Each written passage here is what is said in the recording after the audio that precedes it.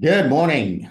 Welcome to Mondays on the Daily Huddle. We stream live on YouTube at the Daily Huddle, and today we have a phenomenal conversation for you. My name is Saurel Quettan. I am the co-founder of the Daily Huddle and the host of today. My partner in good deeds, Giovanni Gonzalez, will not be joining me today, but he will be here next week. So until then, say happy trails to Giovanni. Today's conversation is anchored in this question, the hidden intelligence in emotions. What if I told you that everything that you have been taught about emotional intelligence is only half the story?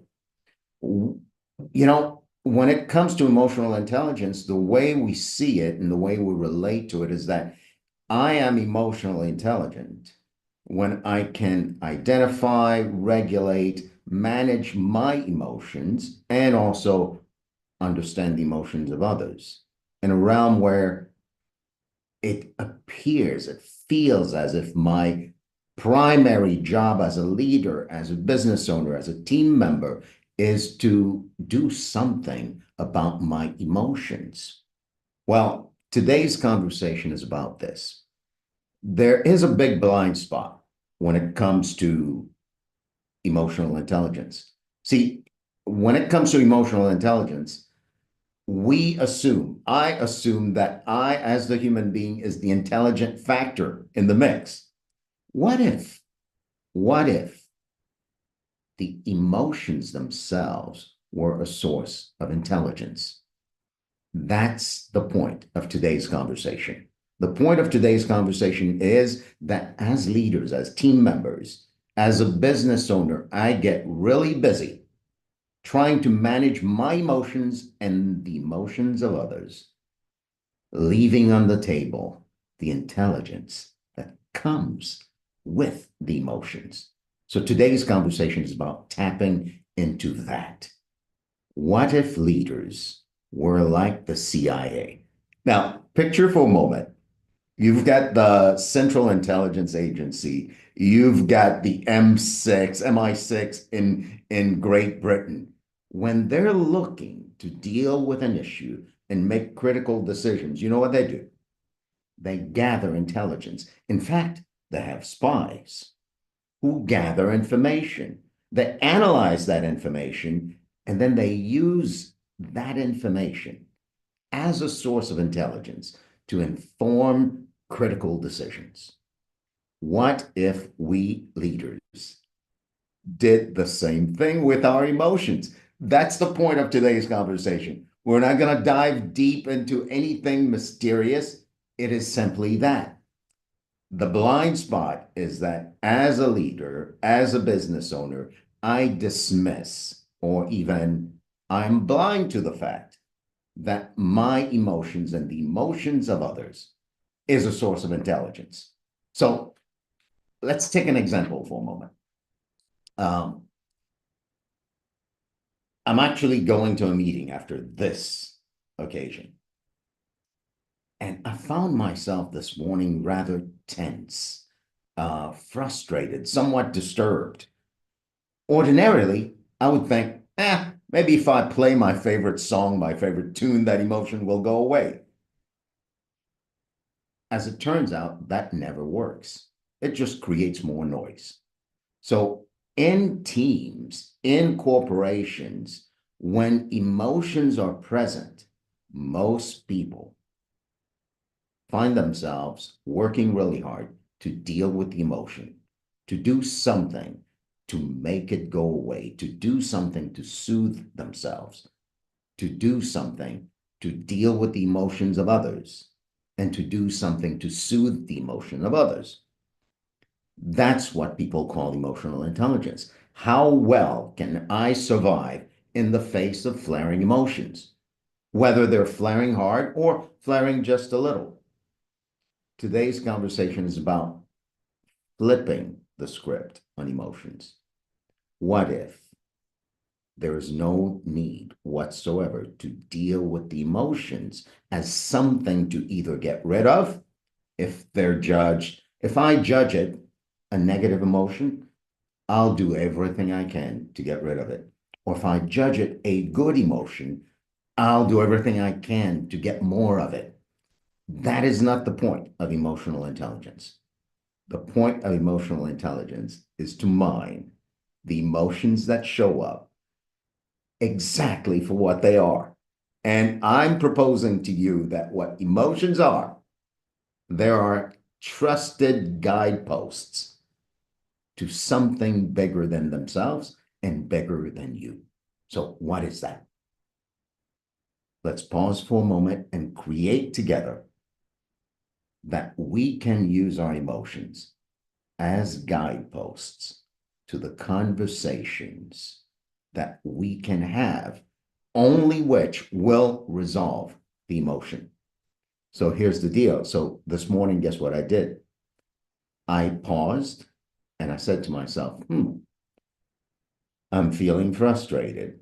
I'm feeling disturbed.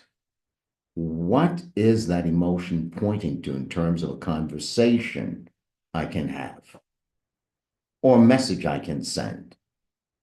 So I paused, I stopped, I pulled the car over, and I pulled out my phone and I typed the text message that said to the person in question who's leading the meeting that I'm going to, I am late. Here's what's happening. I promise you that I will arrive between 9:30 a.m. and 9:45 a.m. That communication ordinarily is a communication human beings are unwilling to have. I'd rather push through the frustration, push through the disturbance, and get to the point where I simply survive what's happening or not. So this is the point, folks. Your emotions, whether you're on a team, whether you're the company owner, whether you're the senior executive leading this team, your emotions and the emotions of others are not the end in themselves, meaning your job, my job, is not to deal with those emotions, to make them go away. Rather, we together, individually, can seize those emotions as trusted guideposts to the conversations we're not willing to have or would never have anyway. Now, here's the approach. Whatever it is you're feeling inside, regardless of what the circumstances are, regardless of who's involved, pause for a moment and ask yourself this precise question. What conversation is this emotion or those emotions asking me to go have? And when it comes to the emotions of others, when they show up, you can use them the same way.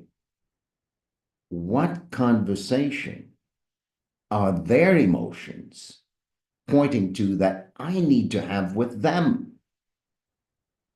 And then the moment that you distinguish that, it doesn't matter if you know what to say or know what to do. Take the action and go have that conversation with the person that matters. And continue to have that conversation until the emotions themselves resolve. And what that points to is this. If the emotion is your guidepost to a conversation you have been avoiding or unwilling to have, when you have that conversation, the emotion may not go away immediately. It will linger until you have had the conversation you need to have.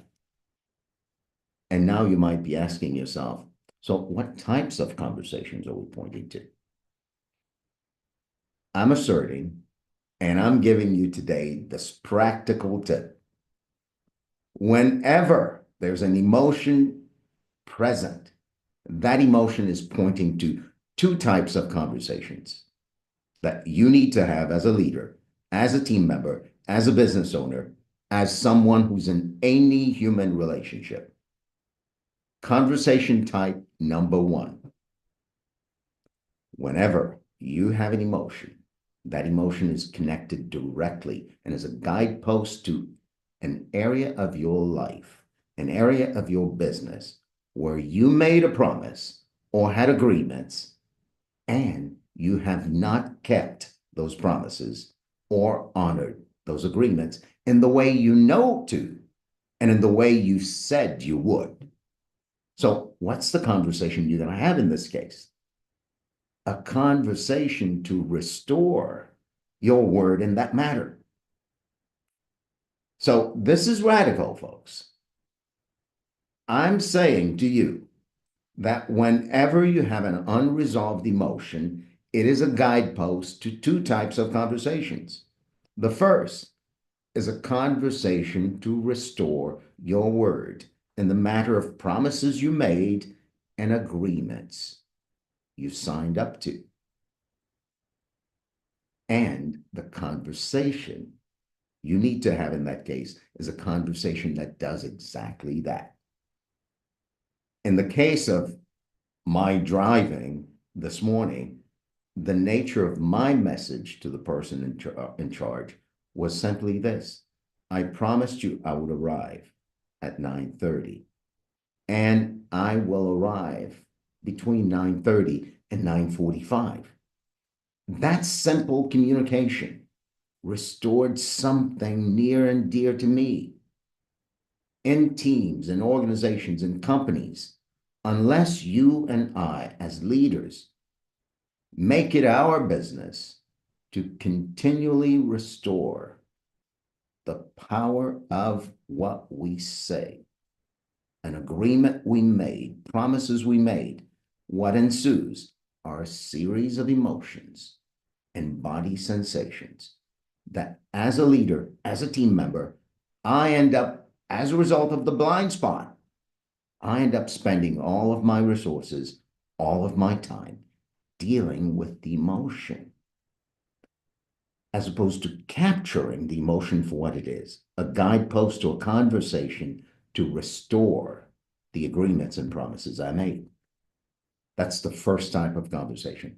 The second type of conversation is it's a bit more testing. It is a conversation where you are not the one who made the promise. You are not the one who made the agreement, and you're not the one breaking either. It is somebody else, a team member, your boss, your significant other, some company who sold you something and it didn't work. It's the kind of conversation where someone other than you, some group outside of you, who made promises and made agreements is not honoring them. And it's your turn to have a conversation to hold that person or that group accountable. Now, you're probably thinking to yourself, well, that sounds simple. A conversation to hold someone else accountable is something, it's logical. And yet, very few people, very few team members actually operate that way. This is an invitation to operate in these two worlds. The world where your emotions and the emotions of others point to something other than my job to deal with the emotions. It points to two conversations to have. One conversation is to restore my word in the matter of my agreements and my promises, and the other is to request of another to do exactly that, restore his or her word in the matter of their agreements and promises. And when that happens, something gets resolved at the level of the brain, your brain, their brain.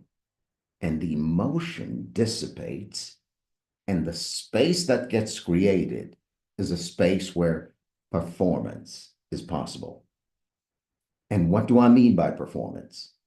Performance is the space where you and others are in action, actions that are consistent with fulfilling the promises and the agreements you made. Absent that, folks, the actions I'm taking, the actions you're taking, are doing nothing more and nothing less than serving our innate need to survive the emotions we have. So today's conversation is for your peace of mind. Today's conversation is for your teams performing at the highest level possible. Today's conversation is for you, the leader or the owner of an organization, to continually create an environment where who you are and what you do is all about performance. Performance in this sense, that your actions and the actions of others are firmly anchored in the agreements and the promises you made. Zero actions, zero energy being committed to dealing with your emotions or the emotions of others. So I'm going to pause here before we wrap up to ask you in the audience what you're thinking, and to ask you to look right now, even right now, you may be sensing some emotion, regardless of what that emotion is, positive or negative. It's pointing to a conversation you have been avoiding or unwilling to have. So who wants to chime in?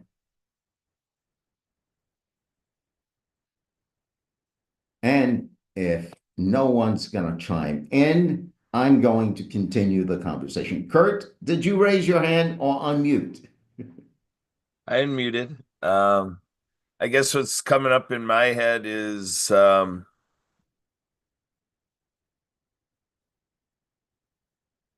idea of the best. So for me, the idea is that as much as we prepare and we create the best environment, the idea of co-creating it, to look at, when you're with another person in your company or your team, to take your preparation and to open the space that now that you've done that kind of preparation and thought and intention and ready to execute, what are we doing to allow the person we're working with, to come in and catch up to us, to go through the same steps, to consider, now if you're with one other person in your team, or if you're sitting down with four other people with your team, you know, are you co-creating it with the entire team and letting everybody, weigh in equally? That you're co-creating it, and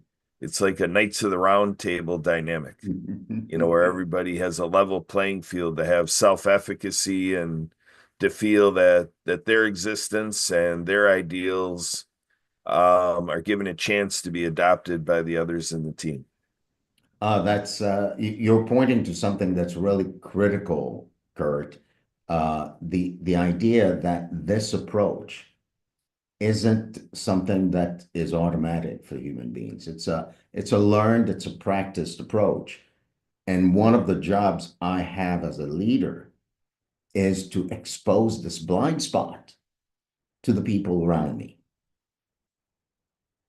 Now, Kurt, you and I have a friendship and a collaborative relationship. When there's an emotion that's there for you or for me, we can both practice looking at that emotion as a guidepost to a conversation we need to have. And so imagine a business owner with the help of companies like ours, Mindful Performance Blueprint, and the work that Giovanni and I do. They get in the practice of seizing their emotions for that purpose. And it's not just the owner practicing that. The entire team has been coached to practice that. So in an environment where someone needs to be heard and they feel they're not being heard, there's that emotion that will be there. The emotion that comes with being dismissed, being being avoided, being belittled. That person in the environment that gets created has the opportunity to voice that emotion. And then the leader who hears that says, ah, it's not my job now to make sure that you don't have that emotion anymore. That emotion is actually pointing to a conversation that I need to have with you. And that conversation is in two realms. One realm being the realm where maybe there's a promise I made or promise that's implied and implicit in my role in the organization that I haven't addressed with you.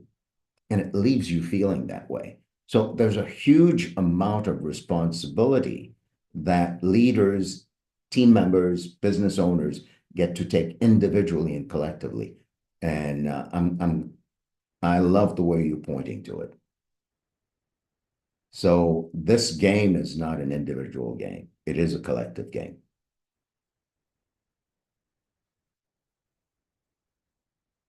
What do you hear from there, Kurt?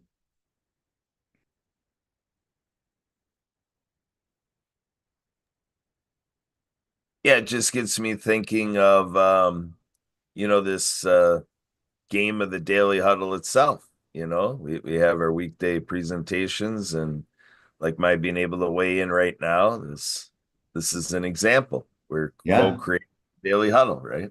yeah. And and essentially, we can co-create emotional intelligence in a collective fashion where one is, it's not like I'm holding you accountable to be emotionally intelligent. I'm paving the way with every conversation for you to have the opportunity to practice being emotionally intelligent. And what that means, it's not that you're regulating your emotions. It doesn't mean you're suppressing them. It doesn't mean you're embarrassed to say, I'm angry, I'm frustrated, I feel demeaned. No, it doesn't mean that. It means exactly the opposite. Everyone in the environment is now looking at emotions and feelings as guideposts to conversations that matter.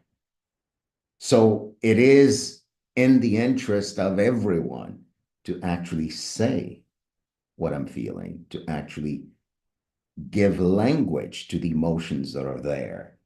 And then for everyone to be looking at the collective emotion or what's present in a room and say, huh, what conversation or conversations is that pointing to? And more than likely, the conversations they're pointing to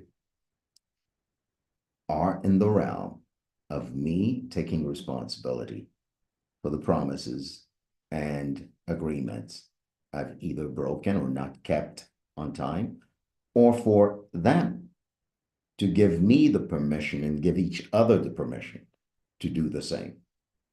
So this whole game, it may sound like an oversimplification, and I'm doing it purposefully, purposefully to point to the possibility that maybe the majority of the emotions that we as humanity, we as leaders and business owners work really hard to survive fall in these two categories where they're all emotions that surface when I am not tending to the integrity of my promises and my agreements, or where I am not holding others accountable for doing the same. Oversimplification, but guess what? I'm inviting each and every one of you to go practice this week, even if you do it just for 1 week, for this week only. when an emotion shows up, do this. Don't fix it. Resist the temptation to take any action that will have the emotion go away, that will have you feel better. Resist that. When the emotion shows up, notice it and say, here is a guidepost to a conversation that I have not been having. And then pause and look. Look for the promises you made and the agreements you made, and see where there are any that you have not kept or honored. And then get in communication. And if it's not you and it's another, have the courage to walk to that person, not any other person, that person or that group, and make a request or even demand that they be accountable for their promises and agreements that way. In that world, folks, I guarantee you the performance that your team will experience will be night and day from what you're experiencing today. Why? Because you're taking all of the energy, all of the time, all of the money spent on dealing with the emotions, and you're shifting it to the actions that matter. Actions that are consistent with the fulfillment of your promises and your agreements. Simple, yet hard to do. Not hard to do because the actions are hard. Hard to do because that's not the way we operate. So, will you promise me to do that? When the emotion shows up, don't do anything about it. See it as a guidepost to a conversation you have not been willing to have, and watch your performance soar. Folks, this is your daily huddle for the day. I thank you for the space for this conversation to happen.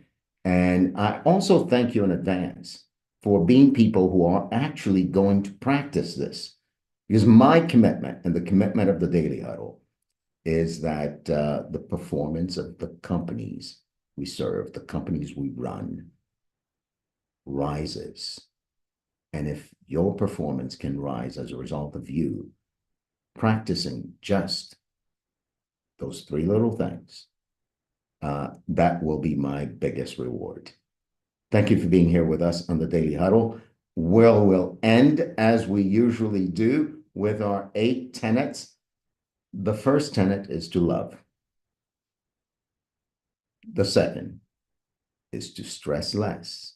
Third, eat mostly plant-based. And the fourth is laugh. Laugh out loud. You will not lose anything. And as a matter of fact, you may find that when you notice one of those emotions, the only thing you need to do is laugh. Because guess what? You'll find yourself afraid to go have that conversation. Laugh at yourself. Don't beat yourself up. Then give. Give your friends, give your team members, give yourself, give your company the gift of having a conversation that you're afraid to have, unwilling to have been avoiding. And last but not least, folks, move and sleep. And if you're in the business now of assuming that your emotions are the things you need to go work on to better yourself, better your company, better the world, check your assumption. Maybe they're not. Make it a great day. Tomorrow, we've got Christy Bailey, who's going to be here on relationships and communications on the Daily Huddle. Thank you for making it the way it is with your listening. I love you. Giovanni loves you more. All the hosts of the Daily Huddle love you even more. Until tomorrow.